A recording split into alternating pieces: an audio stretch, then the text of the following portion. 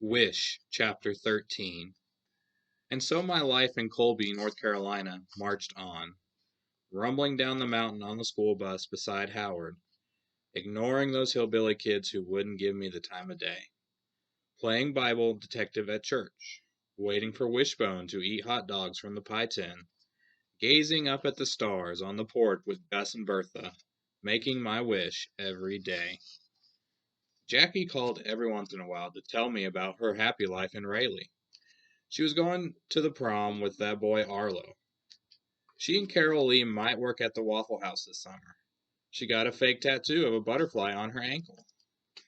I told her about Wishbone and how he was going to be mine, and she asked me if I really thought that was a good idea. I told her yes, it was a very good idea, and that was that. I'd seen Wishbone 3 more times, sniffing at trash in the parking lot of the Dairy Freeze, trotting along Highway 14 in the rain, eating something out of a paper bag under a picnic table beside Brushy Creek. Twice I had found the pie tin in the trap empty, but I hadn't seen him anywhere nearby. Luckily, there were only 2 more weeks of school left, and then I would have my days free to spend more time by the trap. But I was beginning to worry about Wishbone, or that Wishbone was never going to be mine. Maybe I was wasting my time even thinking about it. "I heard Wishbone barking last night," Howard said one day while we sat on the old couch on his front porch eating popsicles. "How do you know it was him?" I asked, watching Cotton jumping onto a milk crate in the yard with orange popsicle juice running down his chin and onto his bare stomach. "I just know," Howard said. "We're never going to catch him," I said. "Gus was right. He likes being a stray." "Don't be a quitter," Howard said. "I'm not a quitter." "Yes, you are." I stomped my foot. "I am not." Howard licked melted popsicle off the side of his hand and said, "Pineapple." I flopped back against the sofa and hurled my popsicle stick out into the yard. That pineapple plan of his was starting to get on my nerves. "Oh, good gravy, Charlie," he said. "Don't be a baby." "I'm not a baby," I hollered. Howard shrugged. "You sure are acting like one," he said. Just then Mrs. Odom came out on the porch, wiping her hands on a dish towel.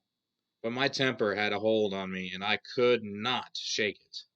I also could not stop myself from yelling, "Well, at least I'm not a squirrel-eating hillbilly like you." Then I stomped down the steps, marched across the yard, climbed on Lenny's bike, and raced up the road toward Gus and Bertha's. When I got there, I dropped the bike in the yard and headed toward the house. But as I reached the front door, I heard something over by the trap. I turned to look and couldn't believe my eyes. Wishbone was in there gobbling up meatloaf and french fries.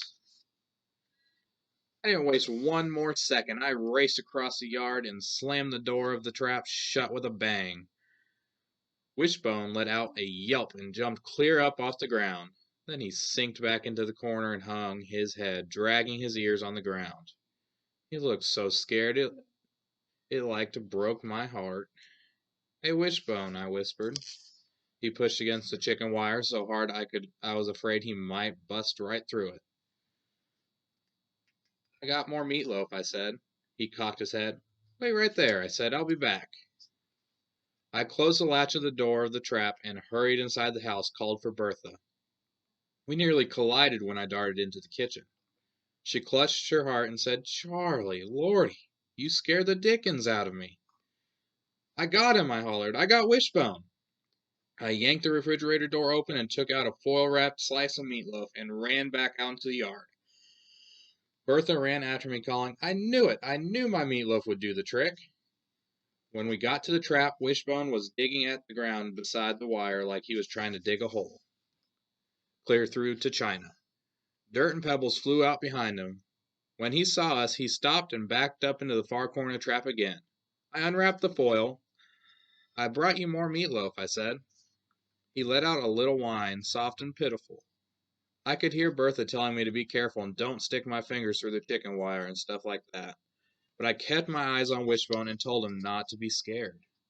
Then I stuck a piece of meatloaf through the wire near him and waited. His nose twitched as the meatloaf drifted his way. He stood up and sniffed some more. "Come on, Wishbone," I said. "It's for you." He took one step forward, keeping his eyes on the meatloaf. He took another step, then another, till he was right at my hand.